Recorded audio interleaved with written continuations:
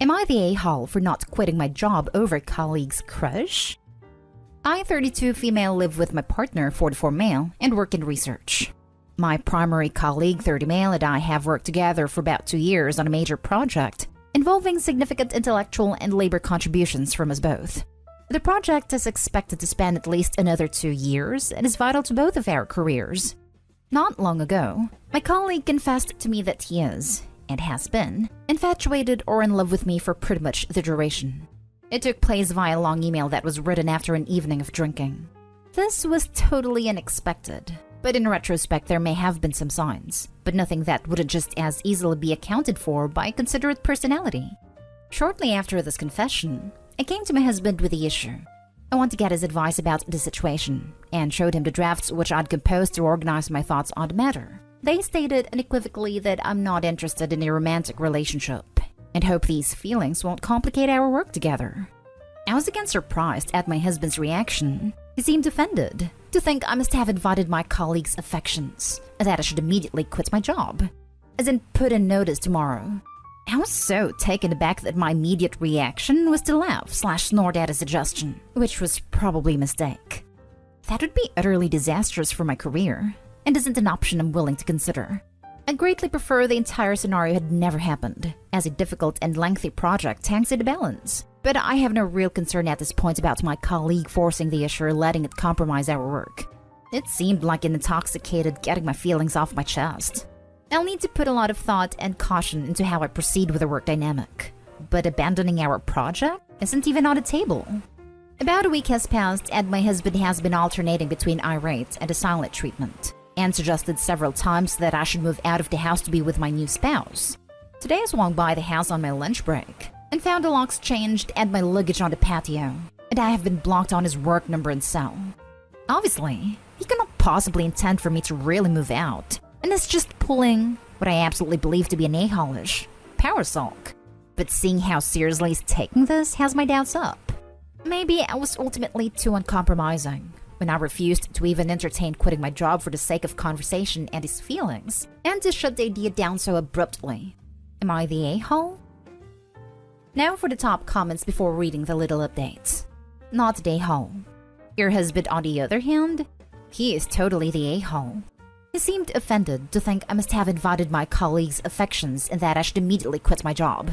Because obviously the only reason someone could possibly have a crush on you is because you have instigated it. Who's on the house? Can't just chuck your stuff out. That's a great conversation to have with a lawyer. House is actually in my name, inherited from my dad before I married. The luggage I packed contained only some random things, a couple of suits, miscellaneous items from my nightstand. This makes me believe he's just chucking an outsized tantrum instead of expecting me to actually vacate. But you've brought up some good points. I know it's hard to face, but I suspect he actually does, if he's gone to the lengths of changing the locks and packing up all your stuff. But if this is how he acts over you refusing to ruin your life over something so minor though, you're probably better off without him. If you do talk to him again, which you absolutely shouldn't unless it's with police present or through a lawyer, do not leave your job for him, no matter what he says. Almost every abusive relationship starts with the man convincing the woman to leave her job. My horrible ex tried it, and thank God I didn't because it was my lifeline, and this behavior has mistreatment written all over it. Find a place to stay that he can't possibly know about and get a lawyer. Change any passwords he would know, especially anything tied to money or credit. Check with a lawyer before doing this with joint accounts though. Keep a charged cell phone on you at all times. Make sure a trustworthy person knows where you are, and consider getting some kind of self-defense tool. He may go insane when he realizes you're actually leaving and not begging for him back. Not the a-hole, obviously. He's actually in for a rude awakening if he tries to kick her out. His name is not on the house. It's her house she inherited. He has no stake to it and legally can't evict her. She can evict him though. He's throwing a tantrum because a coworker has a crush that clearly is not returned at all. And a good husband would never ever demand his partner to risk their entire career over this. I'm sure Opie knows how to handle her workplace stuff, so he needs to cool it. Though Opie, I agree with this. You need a lawyer, and to take some self-defense classes. Not just because you're a tantruming husband, it's a good idea to have the courses anyways. just in case the crush goes sideways, etc. Please be careful. Also, OP not today haul. Your husband needs help desperately though. He is showing signs of abusive behavior. And now for the updates. Hubby called me. Long story short, he's been extremely anxious each day when I leave for work, and buckled from that pressure today. I'm welcome back home once I've quit my job, which is obviously still unacceptable. I am considering taking a week of accrued paid leave, which will hopefully result in an adult conversation with husband, as well as coming to a decision about how to best handle colleague. That failing, I'm hearing the word lawyer loud and clear throughout these comments. I'm grateful for all of the support and perspective. Update 2. I ended up calling my sister third date female, something I avoided initially because I didn't want to stir the pot by involving family members who are already disliked by husband. I'm currently with her and cousin, 35 male, who are both supportive. Our plan is to call a locksmith tomorrow to regain access to the property. Husband can ruminate with friends or at a hotel for the present, and for cousin to collect some important things of mine from the house, and for me to stay with my sister for a few days while I take a hard look at my situation and options. I'm not set on divorce at this point, but I definitely need to reassert some very basic boundaries before exploring further discussions with my husband. Thank you strangers on Reddit for helping me emerge from the emotional haze with some clarity.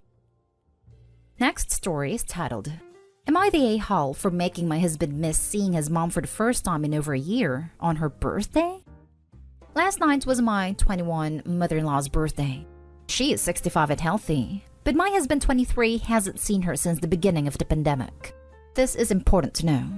I'm 34 weeks pregnant and also healthy. But last night, I was feeling particularly emotional and physically in pain from working. I'm working from home until my due date, but my boss made me go in to make copies, and that turned into a half-day event. By the time I got home, I was exhausted and in need of a massage. My husband was on his way out of his mom's dinner, and he was expecting me to meet him there. He was disappointed when I told him I wasn't going to go, but he understood. However, when I asked him to stay back for half an hour to give me a massage, he got upset that I'd make him late, and in turn piss off his mom on the day seeing her again for the first time since pre-pandemic. So I suggested I get a massage from our mutual friend, my best friend's boyfriend, who is a massage therapist in training. But there's a tiny bit of history between us, so my husband didn't like that either. So to quicken the recount, we argued. He ended up being late. And after his mom called and he blamed me for his being late, which resulted in me getting lectured by his mom, I told him to stay home and take care of me, or he'd have to start paying his own phone bill. I pay his. He did it, but then slept on the couch that night. Didn't speak to me at all today. And tonight when I returned from making more copies at the office, he'd claimed the bedroom, leaving my stuff for sleeping on the couch. About an hour before writing this, my sister-in-law, 30s, called and yelled at me for not letting my husband go to the dinner. He'll be able to see his family, including his mom, whenever now that she's vaccinated, but he missed out on the family reunion experience of the dinner. But I literally just needed some TLC. So, am I the a-hole? Now for the comments before the little update. You're the a-hole. There's a time and a place for needy behavior. That time ain't it. Why couldn't the massage wait till later? You also blackmailed him into staying home, not to mention the weird threat to invite an ex over. You're the a-hole. No one's mentioning the whole guy who she has a tiny bit of history with thing, which is such a weird manipulative card play. You're the a-hole. Time to grow up before your baby comes. You're acting manipulative, immature, and honestly are toxic as hell. Seriously. You said you'd get a massage from a guy you have history with? What? You made your husband stay home to take care of you and threatened to not do something for him if he didn't? You are legit toxic. And I wouldn't be surprised if he does leave you behind after that psycho bullcrap. I'm fairly certain that this is the first Reddit post that has actually gotten under my skin. I don't think I'll be able to add anything new to the conversation here, but I'll give my 2 cents. First, you obviously think you're hot shot if you think that you have the power to threaten a grown man by not paying the phone bill. Providing phone service is a responsibility given to you in this relationship, and you don't get to just shrug your responsibilities because you don't get a damn massage. It's a stupid threat anyway. The man can go and get his own phone if he wanted to. It seems he comes from a family with a backbone. Second, get the hell out of here with this inviting your ex over to give you a massage. Pregnant or not, the man is right to have to put her ass on the couch. That is one of the most disrespectful, Immature things I heard in a while. I hope you take a good long time to flip the roles and put yourself in his shoes on that one. Third, I understand in sickness and in health, but he's not your nanny. If you're all tense, take a nap, some salt bath or something. It's fine if you're tired and want to stay behind. His mommy has been there and I'm sure would understand. Let him go eat dinner with a woman who chose to make her life about him. Good on her and her daughter for calling you out on this. You're the a-hole. I wouldn't be able to talk to you for at least a week. And now for the little update. Info. I don't know if it matters, but the history I'm referring to with my friend's boyfriend is a one-sided crush on his side. He confessed his like for me a couple years ago, and my husband hasn't gotten over it. So it's very obvious I'm the a-hole.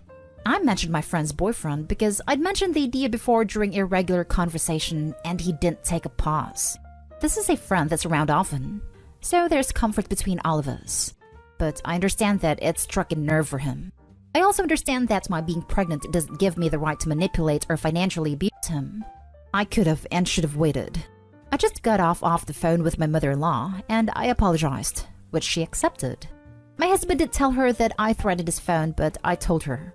That earned me a lecture, but I took it. I also called my sister-in-law, but she didn't answer, so I left a voicemail asking her to call back. My husband left this morning to go pick up our crib from a friend, and he asked me not to come with him, even though I was supposed to. So when he gets back, I will apologize for my abusive behavior. I knew that was being harsh, but I thought it was warranted. And now I see that it was just abusive. I don't intend to be, as I really do love my husband. I'll do better. Someone in the comments suggested planning another dinner, so I'll talk to him about that too. Final edit. I'm seeing a lot of criticism towards my mother-in-law and sister-in-law for lecturing me. In their defense, I've known them since I was a child. My husband and I were best friends before spouses, and we spent a lot of time together. So my sister-in-law sees me as more than a sister by law, and same with mother-in-law. Some of this was happening before my relationship, but it's mostly always been acceptable. Now for the next story.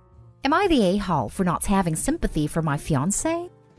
My fiancé sprained his ankle rather badly at work about a week and a half ago. He's been told to use the RICE method: rest, ice, compress, and elevate. He refuses to do this, or do anything to help his ankle heal. Instead, he insists on putting full weight on it, doing nothing to stabilize it, and having this attitude of, I don't need to do all that, it won't help me anyway. My fiancé is now groaning with pain, and very noticeably limping with every step, and can barely go up and down the stairs. He's complaining how much pain he's in, and how nothing has ever hurt this badly, and is looking to me to feel sorry for him and treat him extra special.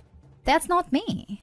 I don't pamper or baby adults, but when I've tried to get him to let me actually help him take care of his injured ankle, it's been rejected. I got fed up and told him I have zero sympathy for him because he won't help himself, and he won't allow me to help him. And he knows he's just making it worse. So stop looking to me for special treatment because it's not happening. Am I the a-hole? Edit. He also refuses to use any mobility aids like crutches or a cane, which would be helpful. Now for the comments. Not the a-hole. He did this to himself. If he refuses treatment, he is going to have to suffer the consequences. My sympathies to you, Opie, that you are dealing with such behavior. You're going to marry this dude? Should you have children, get excited for him to tell them to man up when they've got croup or ear infections. That following doctor's advice is for losers. Not a a-hole. Good luck to you though. Not a a-hole. And in a way, this is a gift to you because this is very useful information to have about his behavior before you're legally tied to each other. He sounds like one of those men that thinks acting strong beats any sickness, trying to be a hero in his head for powering through. Last story. Am I the a-hole for refusing to pay the internet bill because he went and blew a bunch of money? My fiancé is absolutely terrible with money when he gets depressed. He splurges whenever he hits a rough patch. He has never put us in the hole, but he still buys stupid stuffs and almost never gets used, or used once and tossed to the side. He also has a habit of buying drinks and snacks every time he goes to the store, even if he had just eaten. We have easily over $200 in gas station purchases a month. If he's not spending money, he's not happy, basically. We both work full-time at really good paying jobs. However, we have been saving for nearly a year and a half for a 20% down payment on a home loan. Despite us both putting money towards the savings in every paycheck, we don't have much. Maybe $2,500. Why? Because he is on a depressive spell. It has been for like 4 months. Therefore, he's only been putting like maybe $10 out of his paycheck into the savings to my $100 to $150. I don't use the internet. I don't watch TV. I don't play games. I don't use it for literally anything. Despite this, usually I'm the one who pays the bill. We split bills. It runs $90 a month for basic. 3 days ago, I come home to find a brand new toolbox and a bunch of tools. This man is not handy. I have never seen him even touch a hammer. This toolbox and tools run about $350. I was pissed. Didn't pay the internet, now it's turned off. When he asked why the internet was shut off, I made it quite clear that if he wasn't buying stupid stuffs that he will never use, then the internet would be on because we would have the money. I wasn't about to leave myself with $40 for the next week just to pay the bill because he decided to splurge. He tried arguing that those things are stuff that we should have in case of emergencies. I won't budge, and he doesn't have the money to pay the bill either. So now I can't play his video games to decompress. Am I the a-hole? Edited to add. He refuses therapy. He gets depressed easily once a year for months at a time. Not the a-hole, obviously. You have a much bigger problem than an unpaid internet bill.